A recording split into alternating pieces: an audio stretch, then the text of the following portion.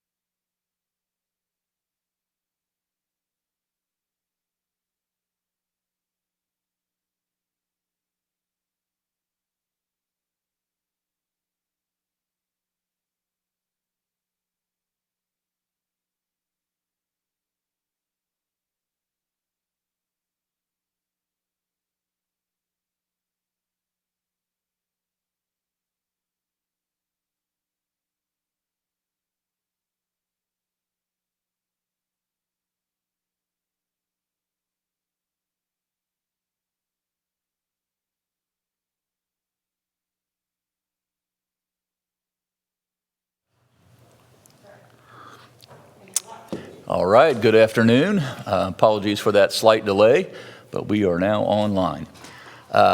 Today we've got a lot of material to cover. The Lieutenant Governor is with us today and to announce that we're infusing $10 million into arts and cultural organizations all across the state of Indiana. These are those exact organizations that bring so much flavor and definition to our state, community by community. And I alluded to this last week, and I'm really excited to hear more about that here in a few minutes. But first, I also wanted to share a couple updates on 3 other fronts. Those being the moratoriums to prevent eviction and foreclosure proceedings from starting, and the discontinuation of utility services that are all set to expire on August 14th. That is how we will proceed going forward, but I don't want this lost. Here's the most important thing. We do have programs and funding and resources to help residents who are in need, who need to have access and who qualify to funding and to payment plans. And so I want that to be crystal clear that if you are in need, we are here. As a matter of fact, we're constantly urging Hoosiers to work with their banks, to work with their landlords, to set up these payment plans as we go forward. We're also, as you may recall, when we announced this program back in June, late June, I think it was June 24th, we put in $15 million for that rental assistance program, and we're adding $10 million more to that program as well. And Jake Sipe, with our housing department, who reports directly to the Lieutenant Governor, he's with us as well. And Jake, you'll give us a broader and more detailed update on those programs. Also, Joe Herons, we'll hear from him as well. I've asked him to share some more information about some settlement facilitation that we're working on as our members of the court upstairs, to make sure that we're helping landlords and tenants reach agreements outside of an eviction judgment. So, and then of course we'll go directly to Dr. Box, and she will give us the latest data that we have on the ground that's helping us make all our decisions, but especially complementing schools as they arrive at decisions, one locality from the next. School is in session for much of Indiana already, and will continue to be throughout the rest of the state as the days and weeks ahead unfold. So again, we'll hear from Dr. Box, then Lieutenant Governor, then Jake Sipe, then Joe Herons, and then we'll go right into the Q&A, Rachel. So with that, Dr. Box. Thank you, Governor. Good afternoon, Hoosiers. Today we reported 740 additional cases of COVID-19 in Indiana, which brings us to 69,975, the total number of Hoosiers known to have COVID. We also saw 12 additional confirmed deaths. To date, 2,805 Hoosiers have died of COVID-19, and another 202 are believed to have died from this disease based on their clinical diagnosis. We've seen a slight increase in the number of COVID patients requiring ICU beds and ventilators. Currently, more than 32% of ICU beds and nearly 82% of ventilators are still available. About 14% of occupied ICU beds are housing patients who have either been diagnosed with COVID or have symptoms of COVID. More than 3% of ventilators are being used by someone who has COVID or suspected of having COVID. We also have seen more than 792,000 Hoosiers tested for COVID-19, up from more than 724,000 a week ago. I also want to update you on our latest data from our partners at Regenstrief. Regenstrief has looked at 68,191 cases in total. Of those, about 22% visited the emergency department, which is down slightly. A total of 9,059 were hospitalized, which represents 13% of all positive cases. Of those who were hospitalized, 21% were admitted to the ICU, which is consistent with what we have been seeing. That represents 3% of all positive patients. 72% of hospitalized patients have been discharged. Of the remaining 26%, 9% are believed to still be hospitalized, and 19% are known to have died while hospitalized. Vegan-Streif also estimates that 76% of patients have recovered. While these numbers are holding steady, we continue to keep close watch on our hospitalization data.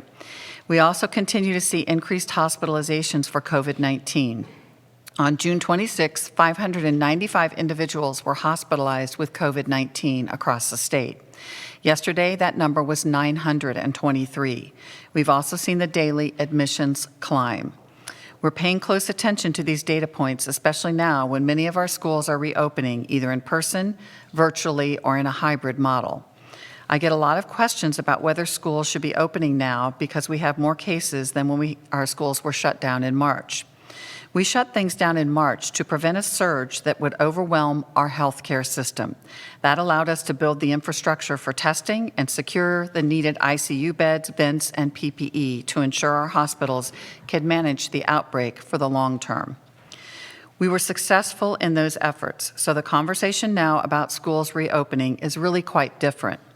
I continue to believe that our schools can safely reopen by wearing masks, practicing social distancing and good hand washing, cohorting students, and ensuring that people who are sick or are close contacts of someone with COVID stay home.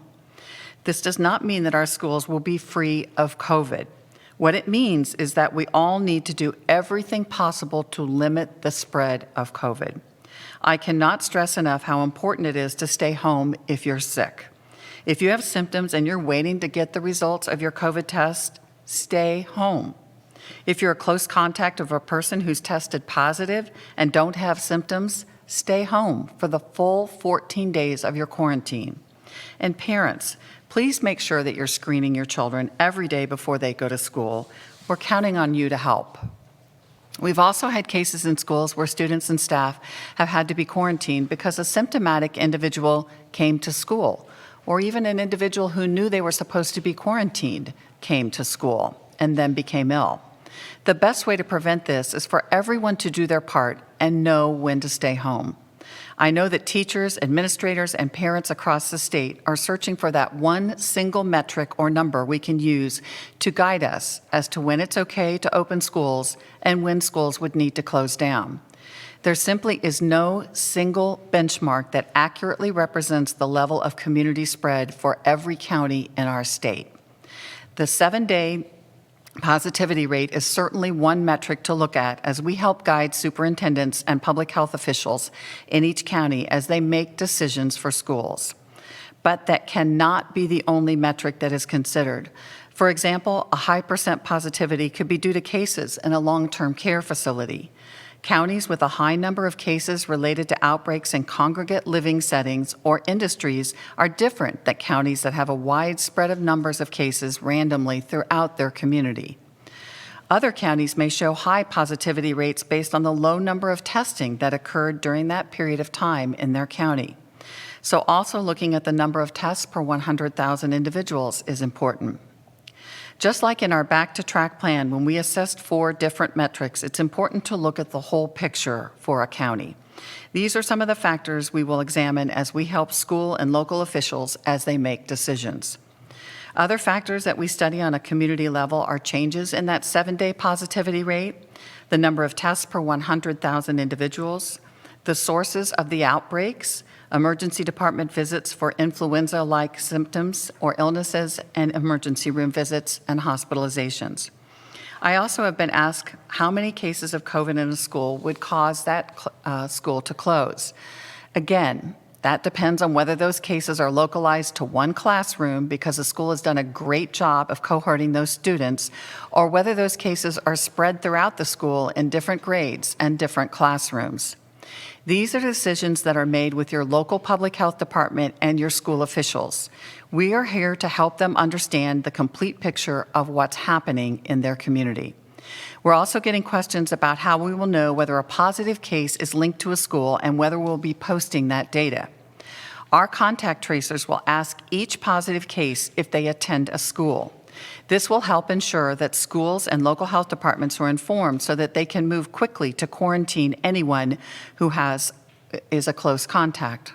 I would say that there's personal responsibility here in that I hope that every school has asked every family, every parent, every student to report immediately when they get that positive test result to their school. We've seen this work very well in several districts this week when cases were identified in a student or a staff member. We understand that there's a lot of interest in knowing about positive cases in schools, but there are a number of issues at play that we are considering as we think about this. First, many of these cases will involve minors, which requires us to look carefully at what data can be shared and how.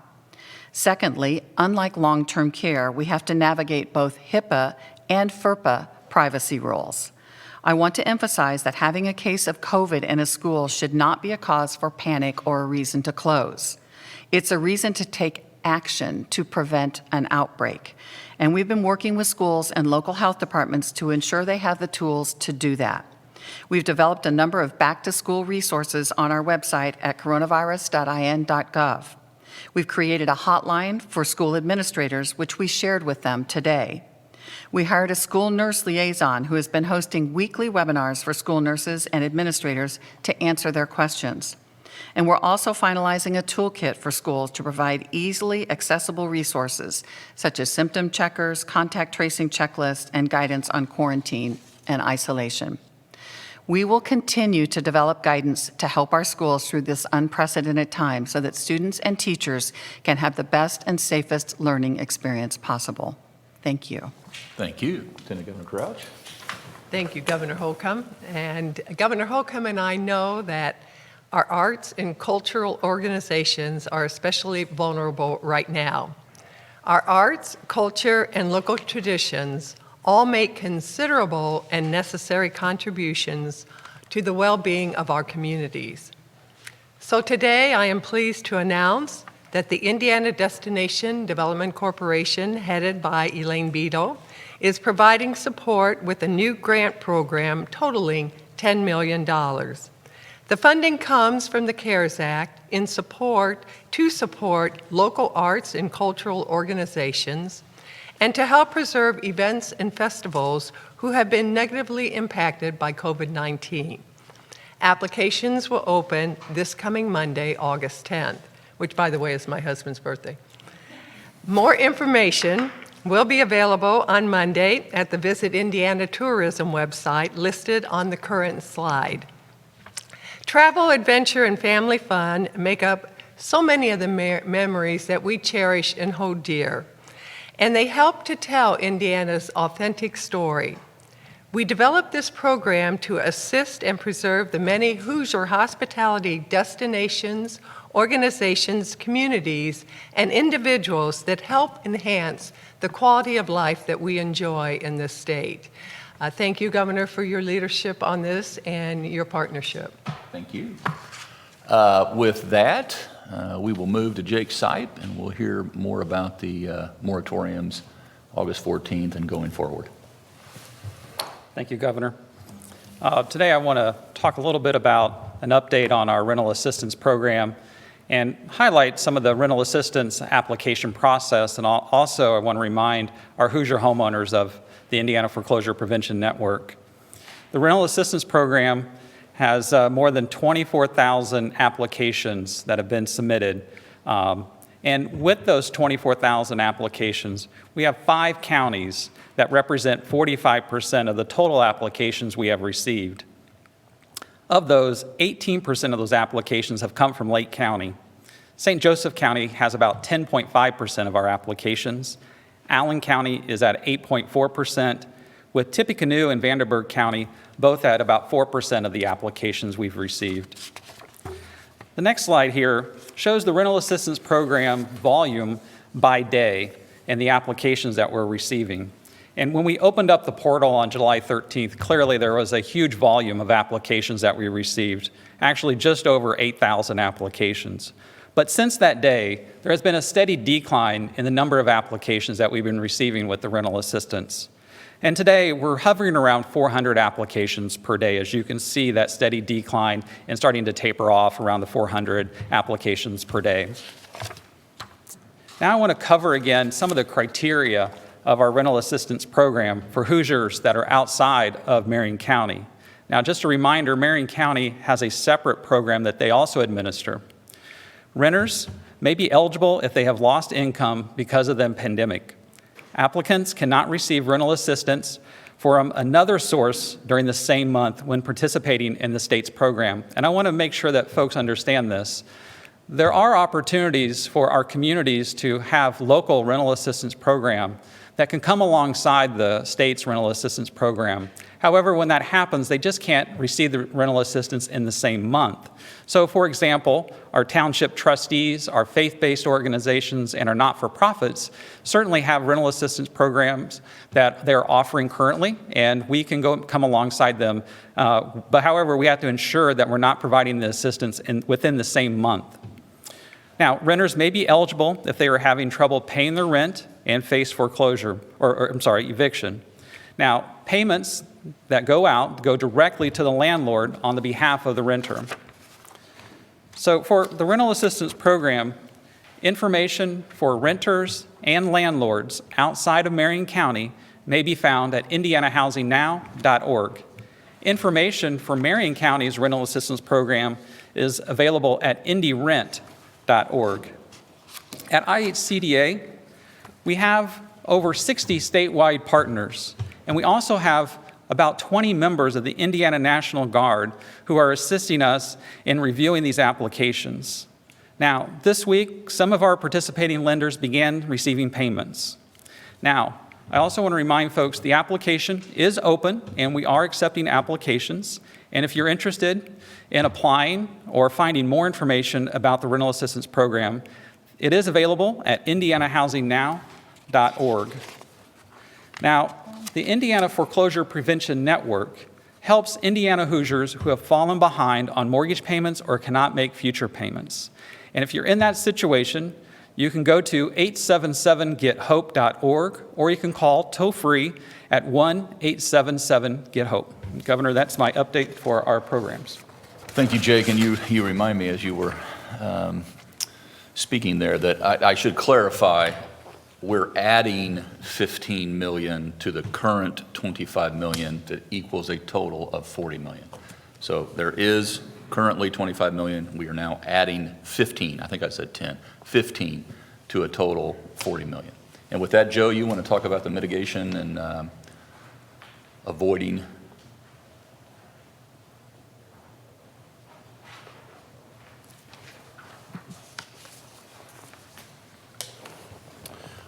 Good afternoon, Joe Herons, General Counsel here in the Governor's Office.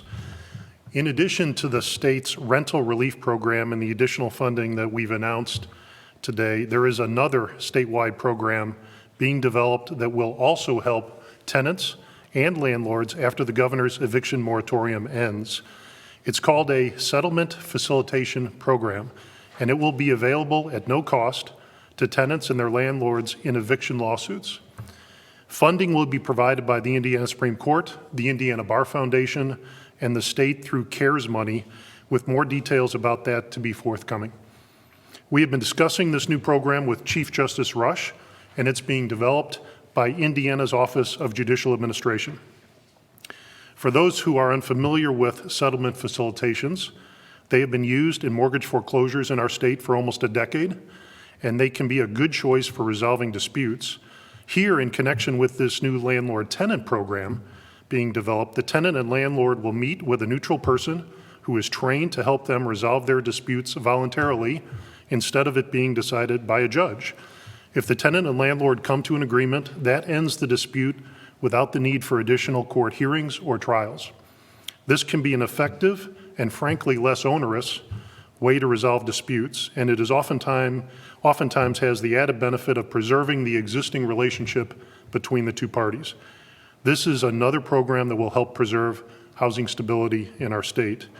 Chief Justice Loretta Rush provided the following quote, which I will share with you. Since 2009, the Indiana Supreme Court's Mortgage Foreclosure Trial Court Assistance Project has helped avert foreclosures by facilitating settlement conferences between homeowners and lenders.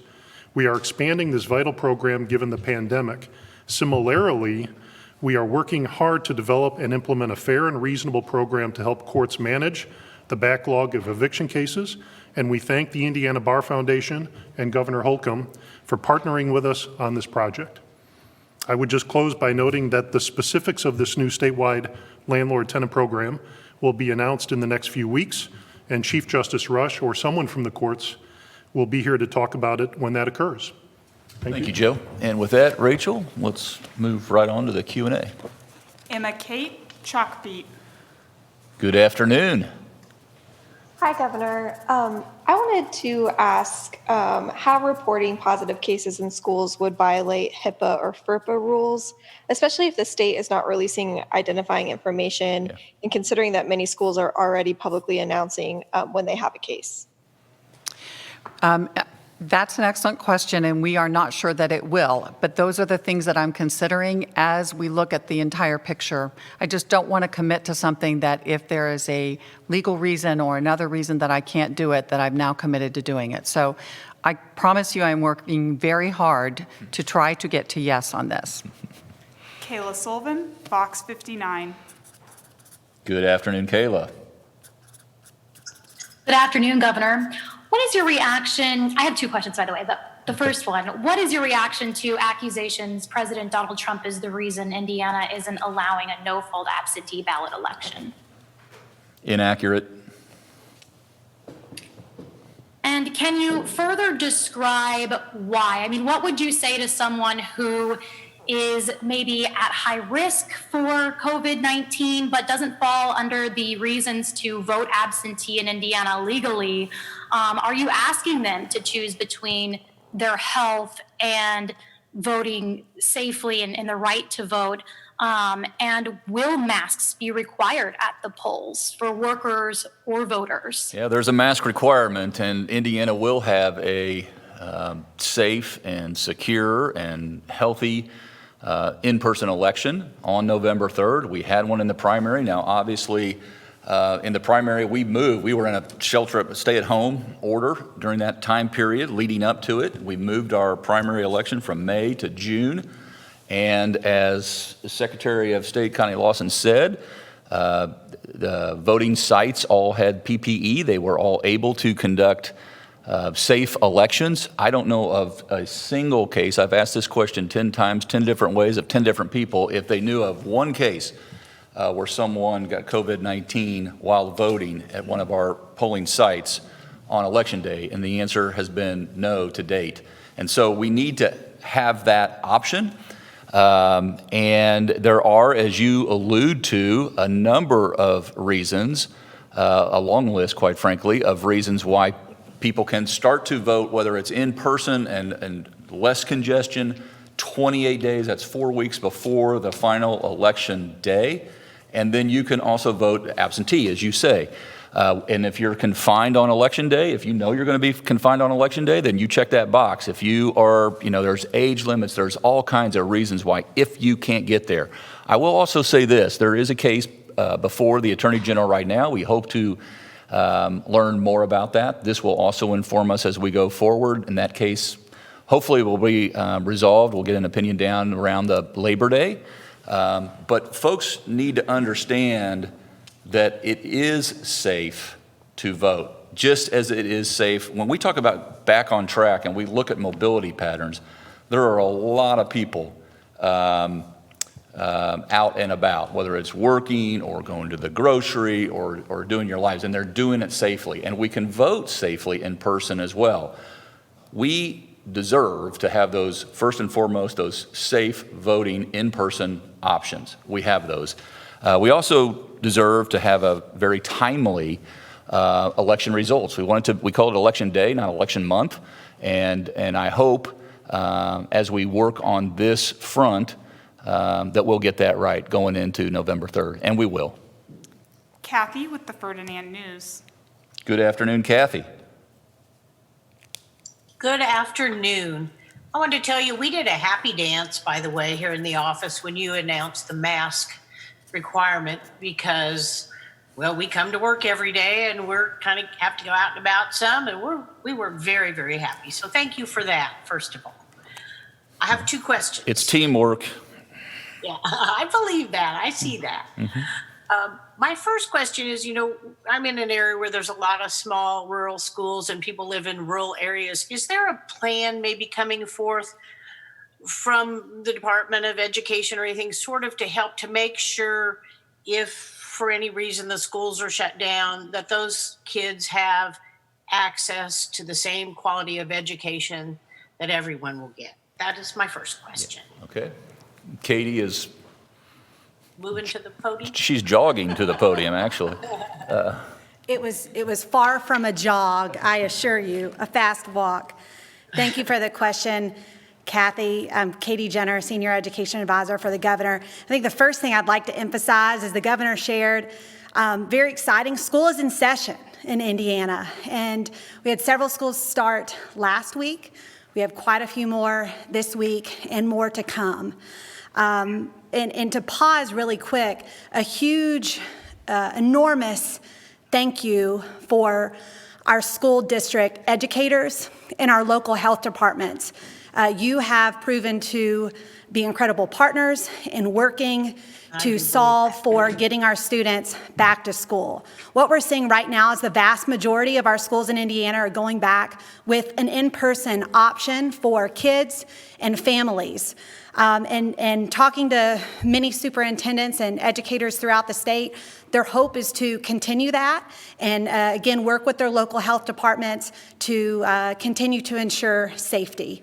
If it comes time that their local data shows that they need to make an adjustment, the districts have plans in place to do that. But again, the hope of many is to keep our kids in school. Thank you. Thank you, Katie. Kathy, you had a follow-up? Yes, I had one other kind of similar but different question. I know our kids are practicing football, volleyball, soccer, all those fall sports. Is there a metric or something that would halt? I know Georgia went to spring for football and, others are doing other things. And I wondered what we're doing in Indiana or whose decision that will be too. Locally, and you've had a lot of discussions, and your staff has had a lot of discussions, and FSSA has had a lot of discussions. We all have, but it's ultimately a local decision. But you want to share a little background on.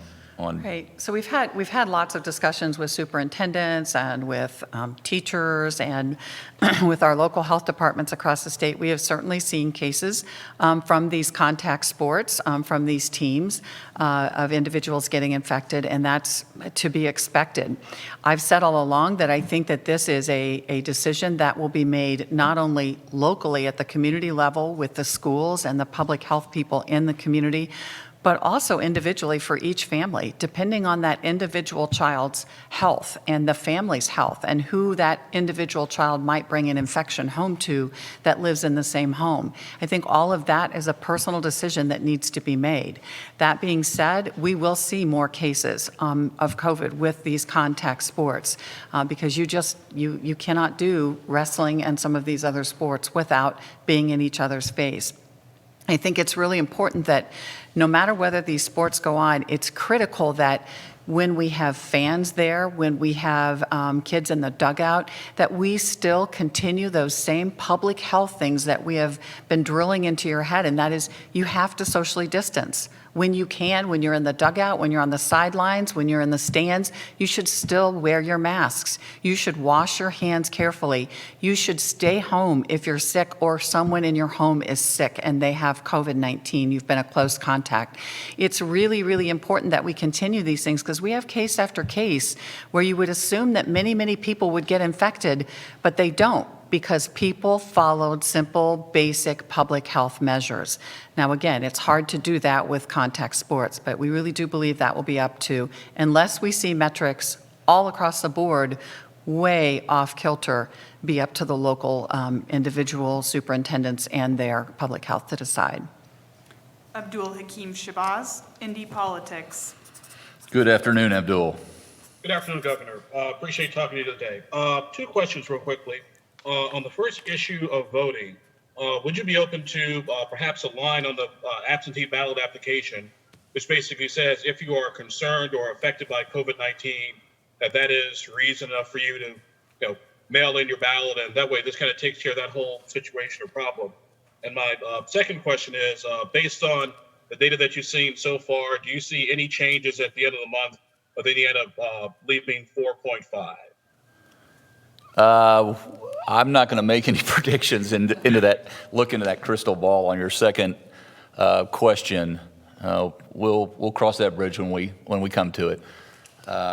We're fairly or almost militant about being disciplined on that, and we'll continue to be. So that's to be determined. Also, your first question is somewhat legalese too. You're an attorney, but if you're asking me legally, what does it mean to be confined or who confines, then we'll also address that. But I am waiting on the case before the Attorney General right now. I want to hear back on that before we start to entertain different language. Also, it should be said that when we're talking about this no excuse, and there are a number of excuses already articulated, that's statutory, and so the General Assembly would have an opinion on that as well, rightfully so. And so going forward, we'll address this moment of time over the next 30 days or so. But I do want to see the case before the Attorney General, and then we'll look at what you're honing in on. What are the excuses? And they're right there in print. And if you know that you're going to be confined on Election Day, then you're going to be confined on Election Day. Steve? We just want to extend our condolences for the loss of your father recently. Yeah. Thank you, Dr. Fox. I appreciate it. Thank you. Steve with KPC Media. Good afternoon, Steve.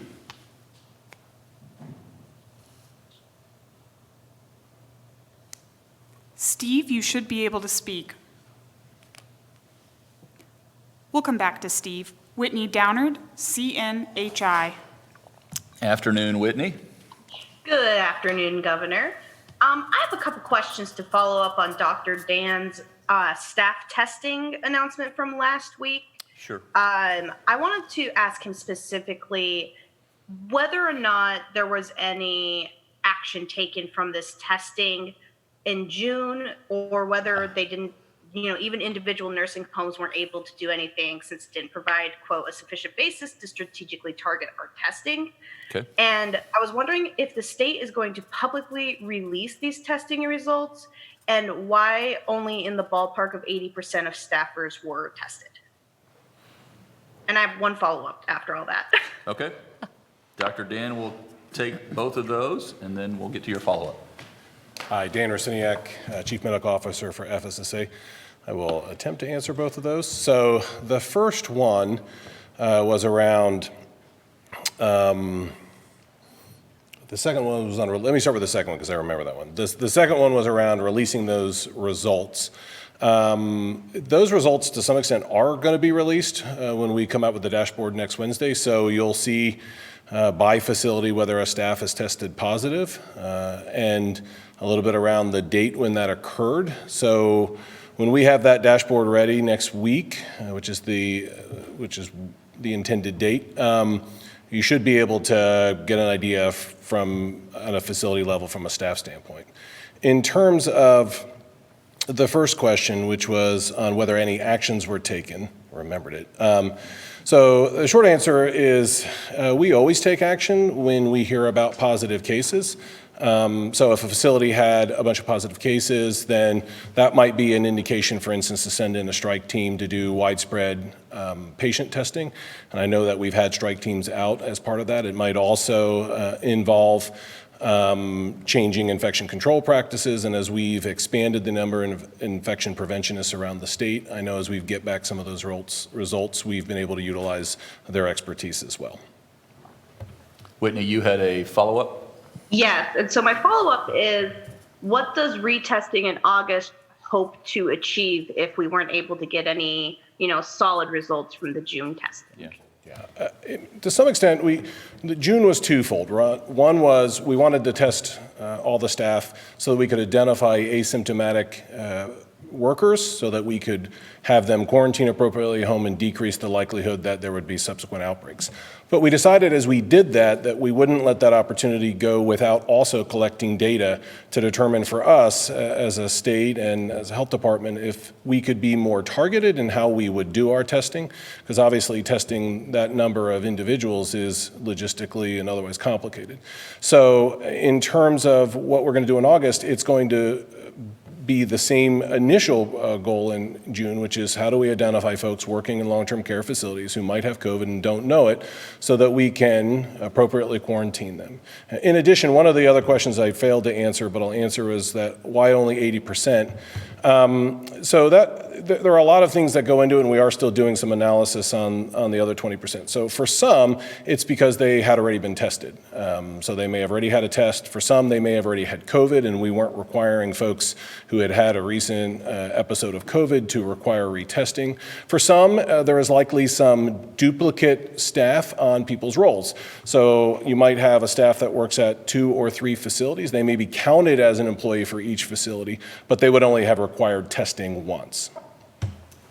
Yeah, and I should say I just remembered as Dr. Dan was speaking to Abdul and Kayla, I believe, when I said that the case was before the Attorney General. It's actually before a federal judge, but it's the Attorney General who is representing the Election Commission and the Secretary of State. So we'll hear, I should, with all due respect, say we'll hear from the federal judge and from the Attorney General, and then that will help us inform as we go forward for the kind of final Labor Day stretch toward Election Day. Brenda with Hometown Media. Afternoon, Brenda. Good afternoon, Governor. Thanks for taking my question. This is for Jacob Sipe about the rental assistance program. I found that information really interesting, that only 5 counties account for almost half of the applications. And I'm wondering if we could get that breakdown by county so we can maybe help and better circulate that in our areas. Yes, definitely. We can share the breakdown for all 91 counties. I can share that information in the future for you to see. I will say that a lot of the outreach that we're having is being done at the local level.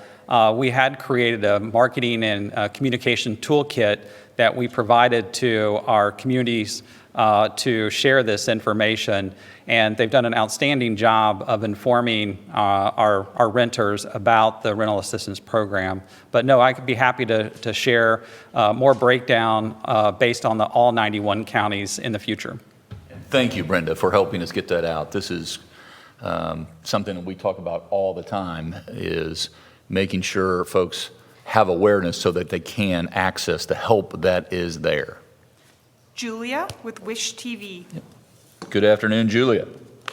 Good afternoon.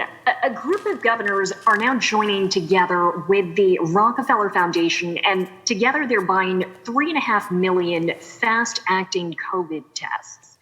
They are welcoming additional governors to join that agreement.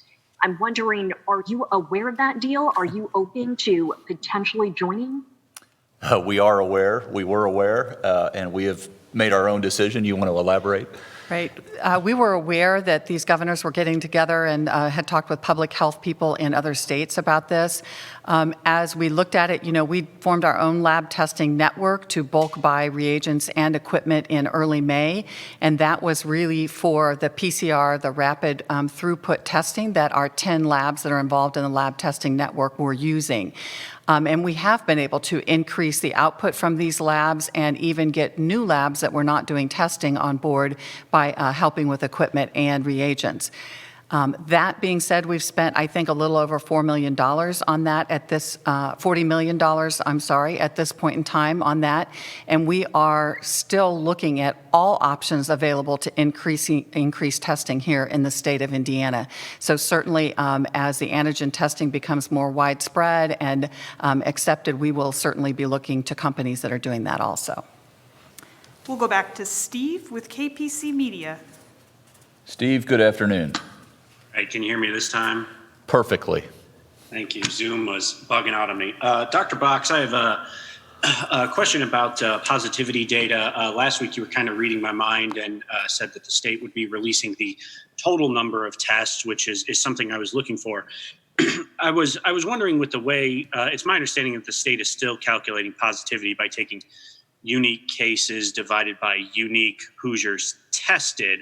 I was wondering why you're not taking cases by total tests, because my understanding of doing it the former way, you could get days if a person tests positive on a second or third test, where it's my understanding that the state would essentially log that as one new case, but no new tests because they had been logged as a unique test prior to that. Does that make sense? I understand, and that's why we started specifically reporting this is, when we do the percent positivity, we want to look at unique individuals that are positive over those tests that were done at the unique tests that were done during that day. Realistically, we have people that are trying to go back to work and they're not following necessarily the new CDC recommendations, so they're retesting and retesting and retesting and getting multiple positive tests throughout that period of time, which would very much skew those positivity tests. It's not that they're still shedding actively replicating virus that can infect other people, but we do know that can be positive for up to 90 days afterwards. The CDC says you don't have to quarantine people and you shouldn't retest them. That being said, we also have people that get retested over and over and over again, sometimes because it's long-term care, sometimes because they're healthcare workers or in a high-risk field, and those would be negatives, and that would tend to dilute it. So that's why we've taken that approach. In all honesty, we have reached out to the CDC, to CSTE, which is the state, the U.S. Group of epidemiologists across the United States, and there is no set definition of how they want you to present that data, and every state is doing it a little bit differently. Some states are even including antibody testing in their positive tests, and I can tell you we are not doing that. We do include point of care PCR tests, and we do include antigens in our testing. Nikki Kelly, the Fort Wayne Journal-Gazette. Good afternoon, Nikki. Hi, I have two quick questions. I'm going to start on education and then I have one follow-up. The first question on education is, last week you changed the mask guidance for schools to say that kids can sit 3 feet apart with neither child wearing a mask. I'm asking, why would we suddenly change that from 6 feet when that's all we've heard for months? And what happens if a kid sneezes or coughs? So it's an excellent question, Nikki, and we had been messaging that with our superintendents, with our local health departments, based on the American Academy of Pediatrics recommendations of ideally 6 feet, but minimally 3 feet. There have been a lot of studies done right at about 1 meter, which is a little over 3 feet, to show that the spread of the virus is very minimal. And so when a lot of schools were under the situation where they couldn't get, many of them could get 4 feet, 4.5 feet, but they couldn't get a full 6 feet, we worked very hard with them to make sure those desks were all oriented in the same direction, and then gave them the opportunity to allow the kids to take those masks off while they're sitting there working at their desk, facing somebody else's back, so that if they sneeze or they cough, it's there. Still underlining the importance of putting that mask on to go to the bathroom, to go get lunch, to go wash your hands, to go to the school bus, to come in and come out. And so the most of the time they would be wearing their masks. But this is really new to a lot of kids, so we were really trying to help to start break them into this. And as you know, we've requested 3rd grade and above, but we strongly recommend it for individuals that are 2 to 7 years old also. And my one quick follow-up for you, Governor, is you mentioned that you didn't know of any Indiana cases that resulted from going to the polls in June. Can you tell me if you know of any verified voter fraud from absentee mail-in from the primary? I do not. And that's not what's driving our thought process whatsoever. I have a lot of confidence in not just our election commission, but county by county, 92 counties pulling off our elections. I want to make sure that voters have the safe options, both at home via absentee, traveling boards, and in person. And we have 4 weeks to do all that safely. Erica Herron, the Indianapolis Star. Good afternoon, Erica. Good afternoon. I have two quick questions about schools. The first, if practices like social distancing and cohorting of students are how we reopen our schools safely, why are we not making those requirements for schools to put in their reopening plans? The plans, we don't even have require plans of schools to reopen right now. Yeah. And then some of this information, like that, the hotline that was given out, why is that just coming out now when some schools have already opened and are dealing with cases? So the hotline came out today because they all have a hotline to us anyway. So they're calling us anyway, and we're having those discussions between Dr. Weaver, myself, my state epidemiologist, local health partners. So those calls are occurring anyway, but we want to make sure that they have the ability to call and maybe ask a question where they don't feel like they have to wait any period of time to talk to myself or my chief medical officer or my state epidemiologist. So that hotline is the ability for administrators to call and ask questions that we know may be similar questions that are asked over and over again. And we have a lot of frequently asked questions that we've provided them with. The second thing is, why aren't these requirements? If we had come out and said every school has to open exactly this way, and this is exactly how you have to do it, and this is exactly when you have to do it, we would be facing, why do you have all these requirements and you don't allow local communities, local public health, and local superintendents who are really in charge of when their schools open, when their schools are closed, et cetera. I mean, these are all recommendations. They have always been recommendations. We are a home rule state when it comes to this. Even what I talk with my local health departments, for the most part, are recommendations. Now, we work very well together, and it's very rare that we disagree on any of this, but quite honestly, we really try to be respectful of the community's ability to make decisions that they think are best for their own system. Yeah, and we're working with different urban, rural, suburban, different positivity rates, lots of different numbers. And so to think that you could have just one blanket policy, we think it's best, and it's working best, that these school corporations are working with parents and faculty and teachers to arrive at the safest and best, the most ideal learning environment there. Katie? Yes, one other thing I would add is allowing the locals to make this decision provides a level of nimbleness. So as maybe a case turns up, they can quickly take their reentry plan, they can improve upon it, grow from it, and make it better. And it's a quick move. It's a continuous improvement process that our locals are working through. Thank you. Thanks, Katie. Sheila with WLKI. Good afternoon, Sheila. Good afternoon, Governor. It's nice to see you and the Lieutenant Governor and Dr. Box today. Good to be with you. We sure enjoyed the Lieutenant Governor's recent visit to Northeast Indiana. She's a regular. Yes, she is.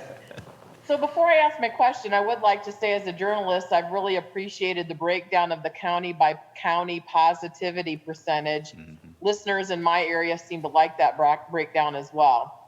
So my question today stems from, I know that you and your team have worked a great deal with educators throughout the state on plans to reopen schools safely, but obviously we still have Hoosiers with a variety of opinions on the issue, from that person who may be feeling nervous, whether they're a parent or a teacher or even a student, who may be fearful of returning to an in-person setting, or even the person who's on the other side of things, who may be a little bit disjointed about having to wear a mask.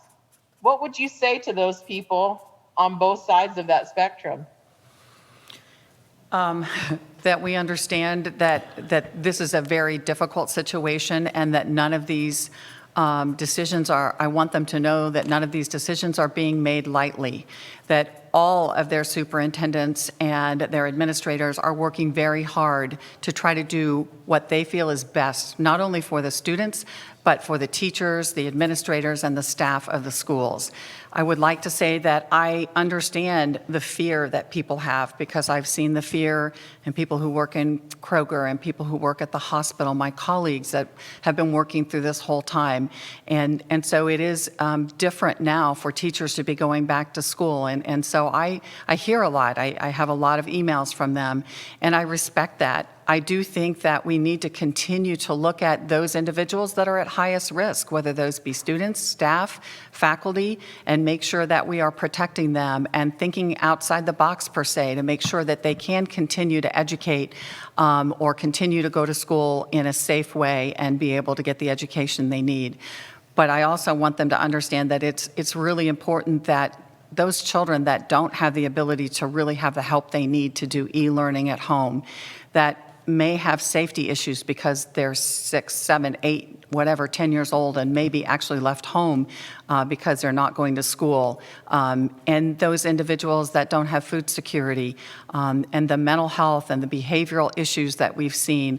There are a lot of parents, equal numbers, that have reached out to me and said, my kids need to get back to school. They need to have connection once again. Yeah, and I would also say, Sheila, that COVID-19 has caused virtually everyone, every Hoosier, to make adjustments. I mean, it is a very fluid situation, and school is no exception. And so we're working with school corporations to help them develop a protocol, a plan that has options so that when you find yourself in a certain situation or stage or scenario, you can make those adjustments. And it won't be uniform across the whole state of Indiana, just like it won't be uniform across the whole country. But I have too received a lot of input from school administrators saying how excited they are to get back.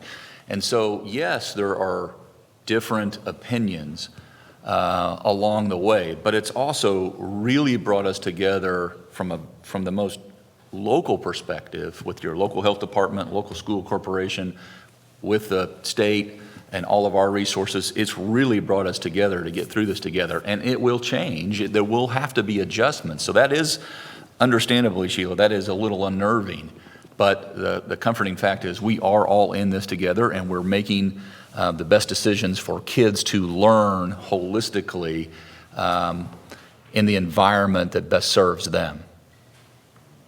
One other piece that I'll add instructionally is earlier I mentioned that the vast majority of schools who have gone back to this point are providing an in-person option and an online or remote learning option. So for parents or medically fragile students, there is an option instructionally for that child. So just wanted to add that in and make sure Hoosiers are aware of that.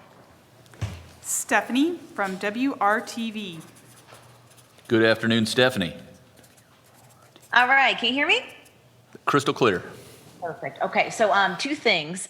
I just wanted to clarify from the first question from the first reporter about tracking in schools, because I know, Dr. Box, you mentioned you're trying to go over the legality and privacy issues. Would you consider publicly releasing a dashboard that tracks coronavirus cases in schools in real time if that was legal and everything was okay privacy-wise? Mm-hmm. So what I would love to be able to report on is every school reports, and I'd really like to simplify this for the schools. If we can pull that from our data coming in and cross that with data from what we know is from schools, we know a particular school, this child goes to this school, if that could automatically come out and populate a dashboard, not with that individual's name, not with any personal information, but basically just that there is a positive case in this school amongst that student, teacher, or the staff. Okay. And second question too, if you could just kind of speak to, were you expecting schools to have cases right away? Was this something you were anticipating? Just kind of candidly speaking to that. Yes, I was expecting that because throughout this entire pandemic, we have seen the increasing numbers of cases in our young people, not only in children, but most importantly, the highest growing group, as you know, is that 20 to 29-year-old group. But the 0 to 19 is specifically, if you narrow that down, that's kind of the 14 to 18-year-olds. And it really makes sense, right? Because they're the ones that are out and probably not socially distanced, and they may be sharing a lot of different germs together in different ways, whether that's their e-cigarettes, God forbid, or a solo cup with their Diet Pop in it, or other things that teenagers tend to share. Yeah, So, and I hope you're not detecting hesitancy on Dr. Box's part because of intent or motivation. We got to make sure that it's back to the old good data in, good data out, and making sure what is consumed is accurate data. Folks are already expecting instant reporting on cases, and you hear one thing over here, and we got to verify it. And already the information that we put out, that we post for the world to consume, there's a delay. We have to true that up, and so there can be confusion when you're waiting 4 days to get a 7-day, positivity rate for it to be accurate. And so a lot has to go into this, including working with the Department of Education. So this is a health issue, but just imagine if we said, well, we're going to report on every time there is a case of the flu in a school. So we're building this airplane in flight, and we want to make sure that when it goes live, that it has integrity. Our final question is from Mark Bennett with the Terre Haute Tribune-Star. Afternoon, Mark. Mark, you have to unmute your phone, as Rachel would say. Can you hear me now? I can. Thank you. All right, great. Thank you for your time and your this opportunity. Sure. To go back to a comment you made just a few minutes ago about your confidence in the election system here and the officials here. Can you elaborate a bit on why you have that confidence? Should we be in the position where expanded vote by mail is extended to any Hoosier who hopes to do that? Well, what I want to make sure is that we have an efficient process that is safe. And that includes absentee voting with those excuses that have been listed, which have been contemplated by the General Assembly over the years, which have been expanded significantly since decades back, and that we have in-voting options, including 28 days prior. So 4 weeks prior. I know that there has been fraud in the past. There probably in every state. But I have high confidence because we have very skilled clerks throughout the state of Indiana and many steps and along the way to verify. What I want to make sure is that our system can handle the volume along the way, and we are not in a stay-at-home posture. If you look at the mobility and the folks that are traveling out and about every day, whether they're working from home or not, we know that we don't want to go back to a stay-at-home if we don't need to, and we don't need to. So voting, in my mind, fits into that scenario. Thank you for joining today's briefing. Governor Holcomb's next briefing will be next Wednesday at 2:30 p.m. Eastern.